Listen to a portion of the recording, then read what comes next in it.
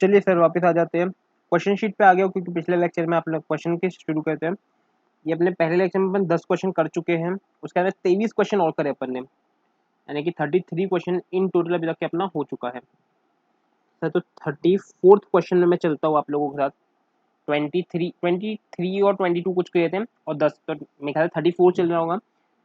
एक बार देख लेता हूँ सर वहाँ पे कितने थे, क्योंकि नंबर से याद रहने चाहिए सर। 23 थे और यहाँ पे 10 सर। करेक्ट हूँ मैं, 34th वाले क्वेश्चन में हूँ।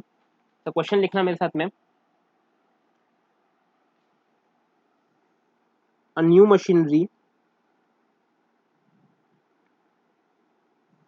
costing 100 is acquired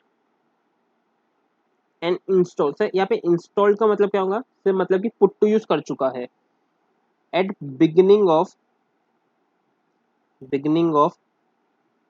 1920। Applicable rate मान लो है 15%। 15%। Calculate depreciation for previous year 1920 and 2020 और 21। सर 2 ईयर के निकालने बोला है। तो सर बहुत ही सिंपल सा क्वेश्चन है, आप लोगों को 2 मिनट में आ जाना चाहिए। तो यहाँ पे लिखो पर्टिकुलर, ठीक है।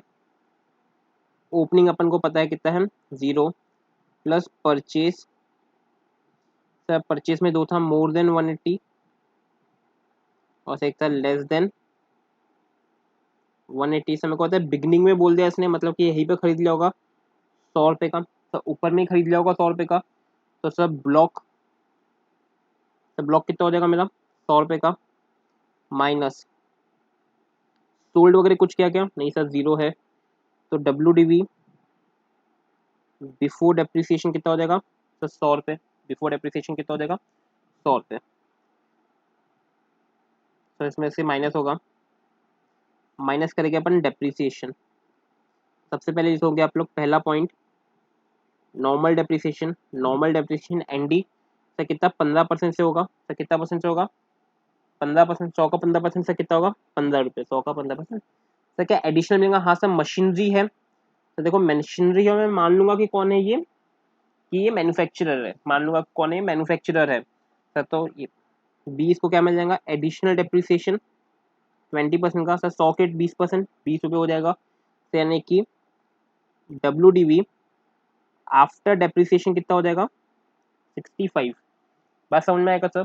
छोटा सा क्वेश्चन सर, क्यों कराया सर, मैं आपको ये दोनों साल का कराना चाहता हूँ कि डिफरेंस क्या आएगा मेरे को। तो नेक्स्ट ईयर का ओपनिंग WDV कितना हो जाएगा सर 65 का हो जाएगा सर। प्लस परचेज कुछ किया क्या नहीं सर, 0 सर, क्योंकि मोर देन वगैरह कुछ नहीं तो सीधा ये लिख देता। ब्लॉक कितने का बन जाएगा 65 का। क्या कुछ सोल्ड किया क्या नहीं सर, सोल्ड भी नहीं किया, ये भी हो जाएगा 0। तो WDV बिफोर डेप्रिसिएशन कितना हो जाएगा सर 65 का सर। माइनस करूंगा डेप्रिसिएशन, तो सबसे पहला कौन सा normal depreciation at the rate 15%। सब किसका निकालूंगा सर 65 का 15%।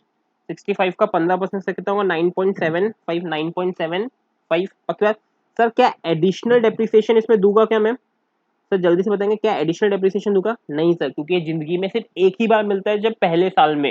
मैं आपको बहुत बार बता चुका हूँ सर, एडिशनल डेप्रिसिएशन एक बार मिलेगा जिंदगी के पहले साल में। पक्की बात याद रहेंगे हमेशा ये। यहाँ पे लिख के रखो 0। तो WDV आफ्टर डेप्रिसिएशन आपका कितना हो जाएगा 55.25। 55.25।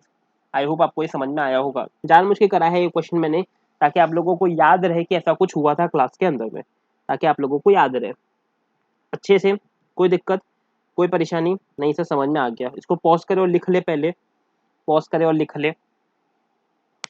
लिख लिए, चलिए दूसरा शुरू करता हूँ। एक और क्वेश्चन है जो मुझे आपको करवाना है।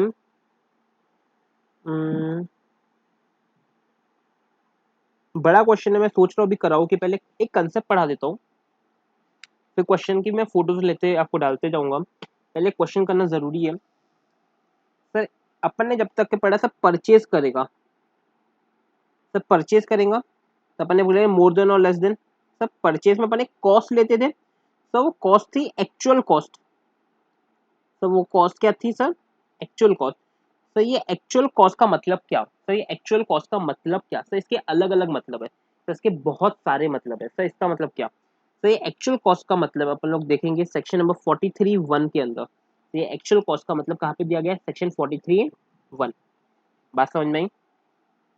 तो 43(1) में क्या क्या दिया हुआ है, मैं आपको इसका फोटो पहले दे दूंगा, अपने नोट्स में है ये, पर काफी ब्रीफ में है। मैं आपको इसका डिटेल वाला वीडियो आपको दे रहा हूँ यहाँ पे, तो समझना ये क्या है। तो सबसे पहला, अगर case 1, asset acquired for scientific research. तो कोई असेट है, आपने उसको अक्वायर किया साइंटिफिक रिसर्च के लिए, जो अपने 35 एडी में पढ़े, उधर 35 सेक्शन में पढ़े थे, वो सर कंट्रीब्यूशन करेगा तो 100% डिडक्शन एक्सेप्ट लैंड और बिल्डिंग पढ़े थे सर। तो एक्चुअल कॉस्ट मतलब क्या होता है? Sir actual cost is, actual cost equals to cost minus deduction जितना मिला है। सर दो दो बार थोड़ी ना आपको इनकम टैक्स वाले बेनिफिट देंगे सर, पहले आपको डिडक्शन भी दे देंगे 100% का, और 150% का भी डिडक्शन है उसमें तो, और सर उसके बाद बोलेंगे इस पर डेप्रिसिएशन भी। सर पागल समझा है क्या? सर पागल है सर, पे कुछ लिखा हुआ है। सर एक्चुअल कॉस्ट क्या बोले? सर जो भी कॉस्ट मिला माइनस डिडक्शन, मतलब कि जीरो, एक्सेप्ट इन केस, नहीं सॉरी सॉरी सॉरी सर, क्योंकि लैंड पे तो डेप्रिसिएशन मिलता ही नहीं ना सर। यहाँ पे जो भी साइंटिफिक असेट, साइंटिफिक रिसर्च के लिए जो भी असेट अक्वायर होंगे जिसमें डिडक्शन मिला होगा, उसका हमेशा जो कॉस्ट रहेगा वो क्या रहेगा? जीरो रहेगा। हमेशा कॉस्ट क्या रहेगा? जीरो रहेगा। पक्की बात? चलिए आगे बढ़ते हैं। Inventory converted into capital asset and used in business. तो इसका मतलब क्या? सर मान लो कि मेरा फर्नीचर का बिजनेस था, तो मान लो मेरा फर्नीचर का बिजनेस था, तो मैंने फर्नीचर बेच के कमाता था। सर एक दिन इच्छा हुई कि फर्नीचर का बिजनेस बंद कर देना चाहिए, मैंने फर्नीचर का बिजनेस बंद कर दिया। विजुअलाइज करो मेरे साथ में, तो मैंने फर्नीचर का बिजनेस क्या किया? बंद कर दिया। सर अब क्या होगा? सर जिस दिन मैं फर्नीचर का बिजनेस बंद कर दूंगा, जिस दिन मैं अपना बिजनेस बंद कर दूंगा, उस दिन जितना भी फर्नीचर रहेगा, अब मैं सोचा कि अब मैं काम करता हूँ इलेक्ट्रॉनिक्स बेचने का, तो मैं काम करता इलेक्ट्रॉनिक्स बेचूंगा।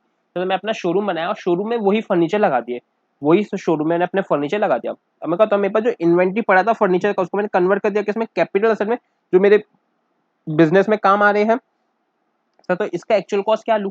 सर इसका भी तो कुछ ना कुछ एक्चुअल कॉस्ट लेना पड़ेगा। तो आपको बोला गया है इसमें आपको लेना है fair market value at the time of conversion. मतलब जब भी आपने कन्वर्ट किया होगा, जब भी आपने क्या किया होगा? कन्वर्ट किया होगा, उस समय का आपको फेयर मार्केट वैल्यू लेना है। मान लो कोई डेट पे लिया था, तो फेयर मार्केट वैल्यू आपका क्या बन जाएगा? Actual cost. वो फेयर मार्केट वैल्यू क्या बन जाएगा? Actual cost. समझा? तीसरा, असेट acquired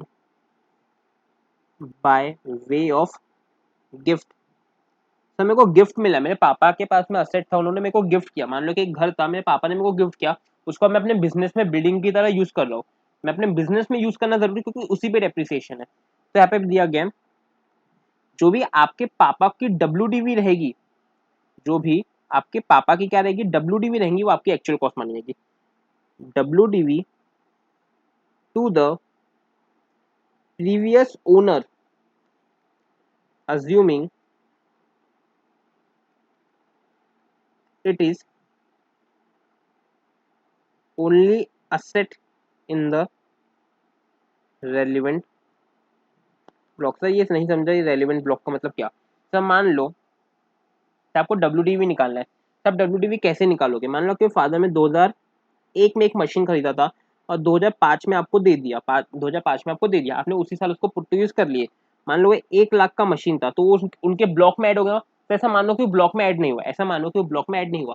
और कैलकुलेटर उठाओ, सर 1 लाख लिखो कैलकुलेटर में, -15% करो, -15% 1 साल का गया, फिर -15% 2 साल, -15% 3 साल, -15% 4 साल, -15% 5 साल।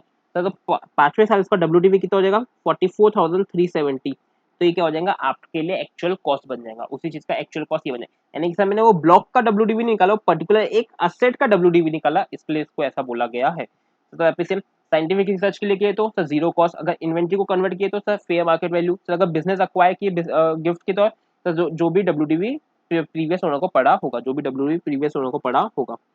इतना समझ में आया। सर चौथा केस,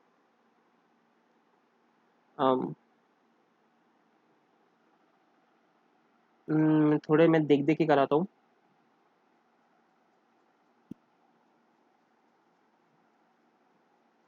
ऐसे इंपॉर्टेंट है।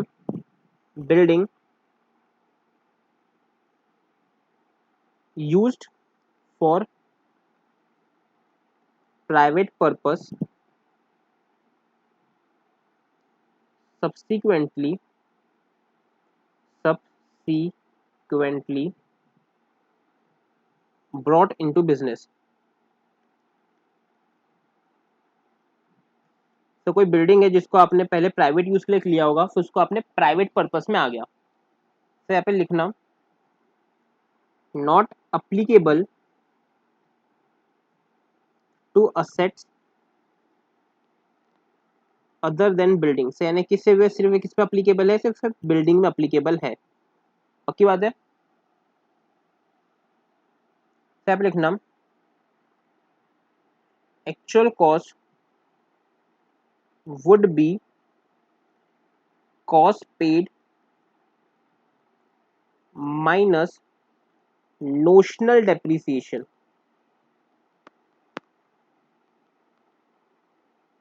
तो इसका मतलब क्या होता है,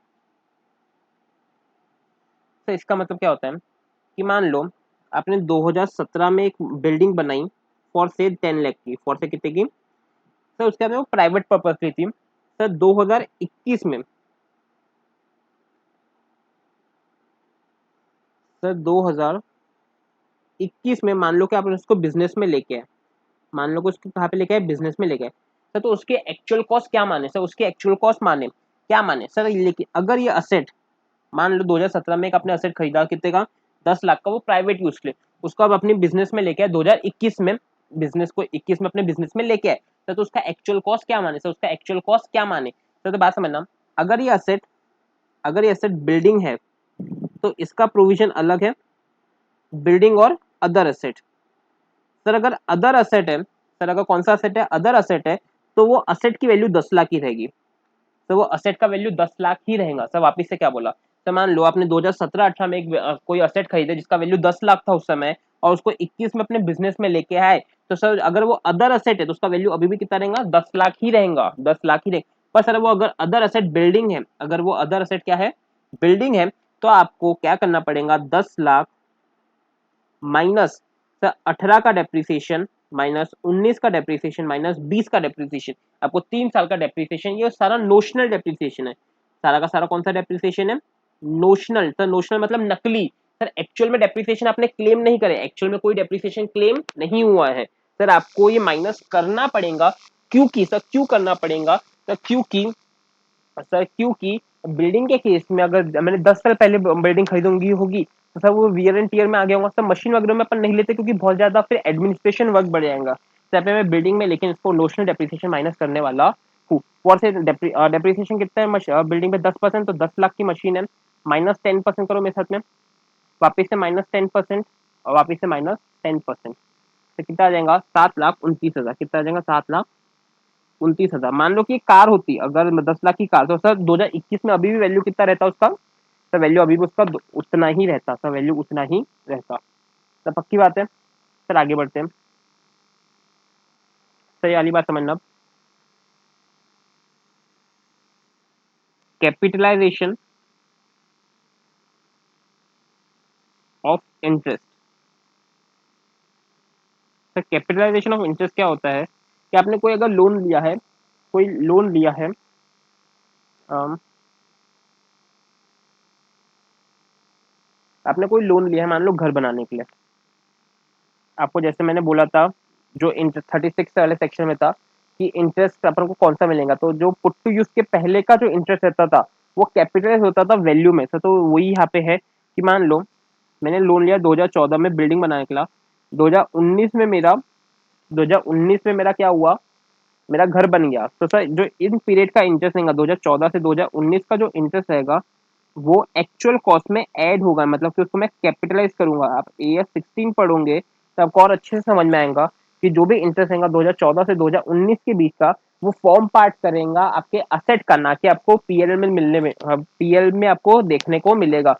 तो सिंपल सी बात बता रहा हूँ, मान लो 2015 में आप इंटरेस्ट पे करोगे, क्या उसको पीएनएल अकाउंट में लेके आओगे? सर नहीं, वो 2015 में पीएनएल अकाउंट में नहीं आता, क्योंकि वो इंटरेस्ट अभी क्या होगा, कैपिटलाइज होगा। क्योंकि नॉर्मली असेट को रेडी करने तक का खर्चा, कोई भी असेट को रेडी करने तक का खर्चा सारा का सारा उसमें क्या होता है, कैपिटलाइज होता है, मतलब कि उसकी वैल्यू में ऐड होता है। तो आप सिंपल सा लिखोगे, यहाँ पे लिख लेना, interest up to put to use is added in actual cost. Sir actual cost में वो ऐड होगा, पक्की बात है। सर इतना आपको लिखना है पहले। तो नॉर्मल 5 पॉइंट हो चुके हैं मेरे,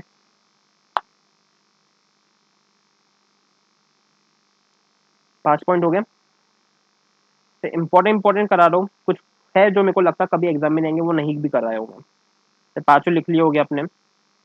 तो छठवें पे आता हूँ, अब और इम्पोर्टेंट है। तो वैल्यू ऑफ GST या फिर सेन वेट या फिर वेट। तो पहले इनडायरेक्ट टैक्स लगता था GST के नाम पे, या फिर custom duty paid on us. अगर आपने कोई भी इनडायरेक्ट टैक्स पे किया है, अगर आपने कोई भी इनडायरेक्ट टैक्स पे किया है कोई असेट की वैल्यू में, तो क्या होगा सर? तो इसमें क्या होता है, if assessee has claimed ITC input tax credit, if assessee has claimed ITC input tax credit, if assessee has claimed ITC on asset, amount should be reduced from actual cost। तो नहीं समझ में आएगा मेरे को पता है, मैं कराता हूँ। और इफ assessee, और वाइस वर्सा लिख दो। तो इसका एग्जांपल लिखना, एक असेट है, मैंने बिल्डिंग बनाया, बिल्डिंग नहीं कार ले लेता हूँ। तो मैंने कार लिया फॉर से 10 लाख की। तो मैंने कार लिया कितने, 10 लाख पे। इस पे मेरे को GST लगा @18%, फॉर से GST लगा कितना, 18% पे। मतलब कितना हो जाएगा, 1,80,000। कितना हो जाएगा, 1,80,000 का। मतलब वैल्यू कितना हो जाएगा, तो वैल्यू हो जाएगा 11,80,000 का। वैल्यू कितना हो जाएगा, 11,80,000 का। अब क्या बोलना चाहता है मेरे को, ये प्रोविजन क्या बोलना चाहता है कि अगर ये 1,80,000 का मैंने ITC लिया है, तो जब तक कि आप लोग GST नहीं पढ़ते, याद कर लो ITC क्या होता है, मैं आपको बताने वाला नहीं हूँ। आपकी GST वाली मैडम आपको अच्छे से बताएंगे कि ITC क्या होता है।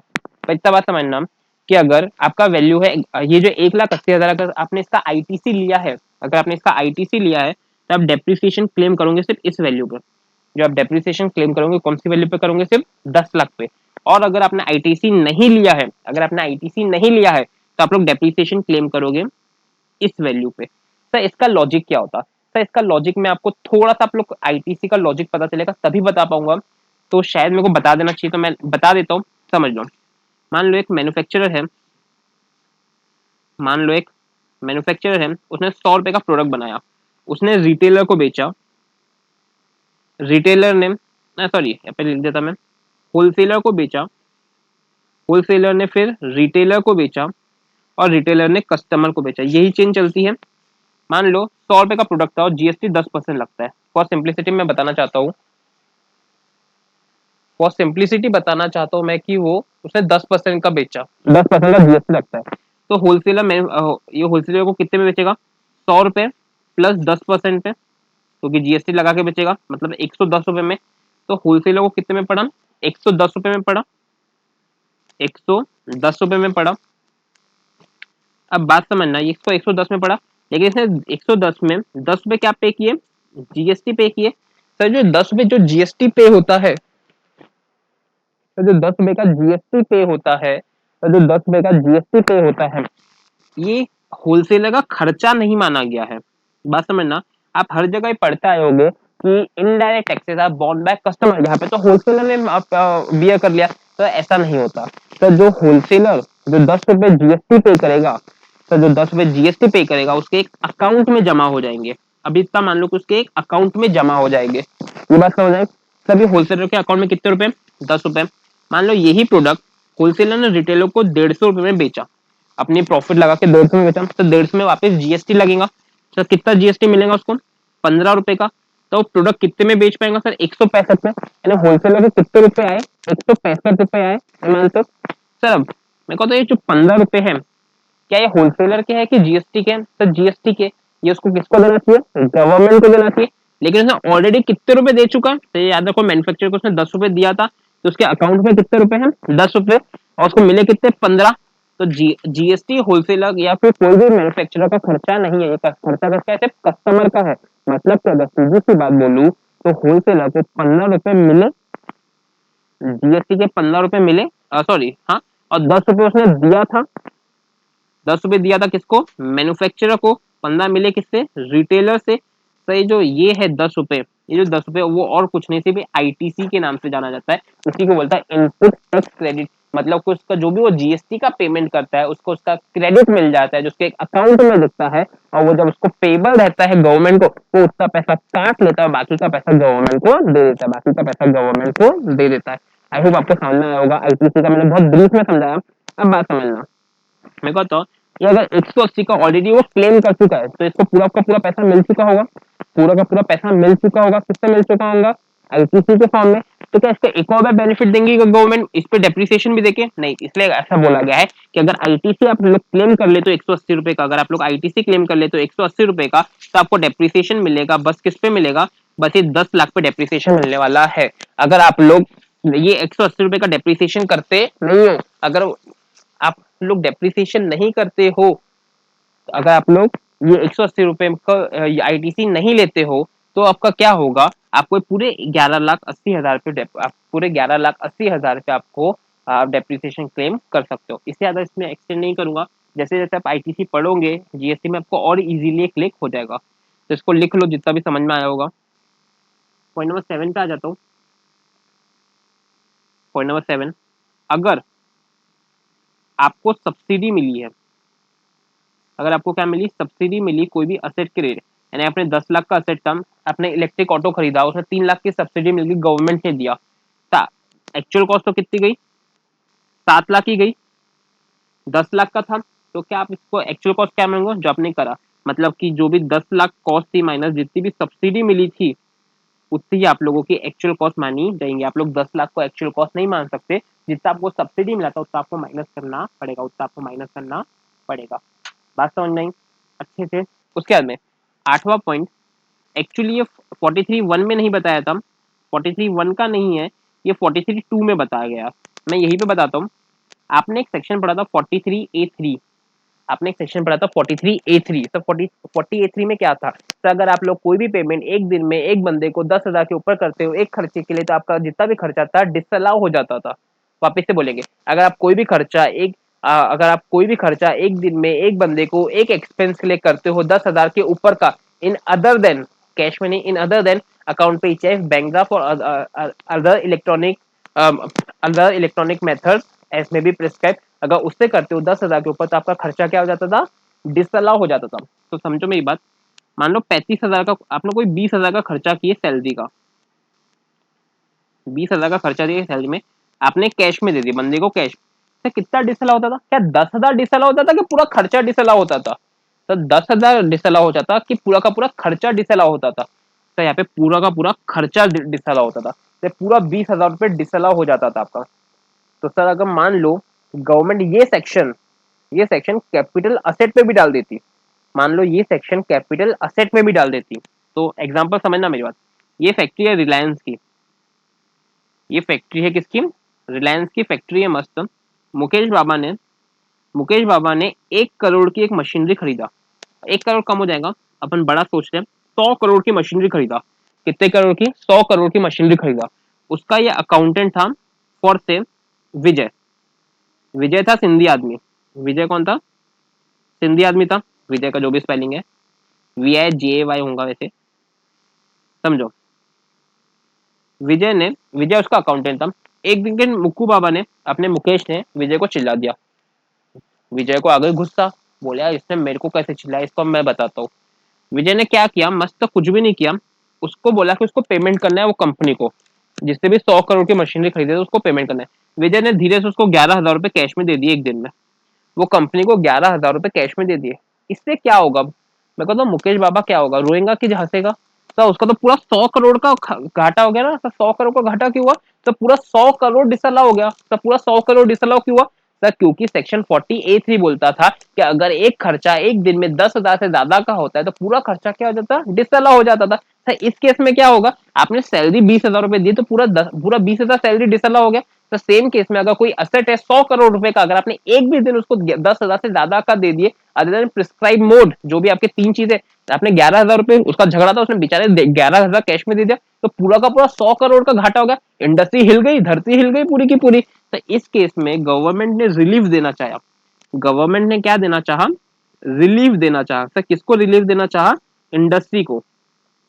उन्होंने क्या बोला कि ऐसे विजय जैसे कुत्ते लोग जो रहते हैं, इन लोग ऐसी हरकत करेंगे, झगड़ा हो गया तो पूरा एक बार में पैसे करेंगे, इंडस्ट्री वाला मर जाएगा। तो उन्होंने क्या बोला कि अगर कोई कैपिटल असेट में, पर उनको ये वाला प्रोविजन तो डालना था क्योंकि कैश का काम रोकना था। तो उन्होंने प्रोविजन क्या डाला, 43(1) में डाला, 43A3 में नहीं डाला, 43(1) में डाला कि अगर कोई कैपिटल असेट आप अदर देन प्रिस्क्राइब मोड खरीदते हो, मतलब क्या, अकाउंट पे ही चेक, अकाउंट पे ही चेक, या फिर बैंक ड्राफ्ट, या फिर ईसीएस, इलेक्ट्रॉनिक क्लियरिंग सिस्टम, इन तीनों के अलावा अगर आप 10,000 से ज्यादा का खर्चा, 10,000 से ज्यादा का अगर आप कोई भी खर्चा करते हो, तो जितना कैश में, जितना ये अदर देन में दोगे, जितना अदर देन में दोगे उतना डिसअलाउ, जितना अदर देन में दोगे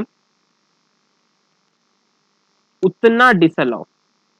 सर बारीक सी, बहुत बारीक सी लाइन समझना मैं क्या बोलना चाह रहा हूँ यहाँ पे। सर यहाँ पे मैं कहता हूँ 20,000 का सैलरी दिया कैश में, सर कितना डिसअलाउ होगा? 10,000, मान लो 25,000 का सैलरी दिया, 20,000 नहीं, कंफ्यूज होगा, 25,000 का सैलरी दिया कैश में, सर कितना होगा? 10,000 की पूरा 25,000, तो ये पूरा का पूरा 25,000 डिसअलाउ हो जाएगा। सर पूरा का पूरा 25,000 डिसअलाउ हो जाएगा। सर 100 करोड़ का मशीन खरीदा, तो 100 करोड़ का मशीन खरीदा, 11,000 रुपए मैंने कैश में दिए, सर पूरा का पूरा 100 करोड़ डिसअलाउ हो जाएगा? नहीं सर, यहाँ पे पूरा का पूरा 100 करोड़ डिसअलाउ हो जाएगा, इसे 11,000 रुपए डिसअलाउ होगा। मतलब कि आप लोग अभी भी डेप्रिसिएशन क्लेम कर पाओगे 99 लाख, 99 करोड़, 99 लाख, कितना हजार, 89,000 पे, 89,000 पे।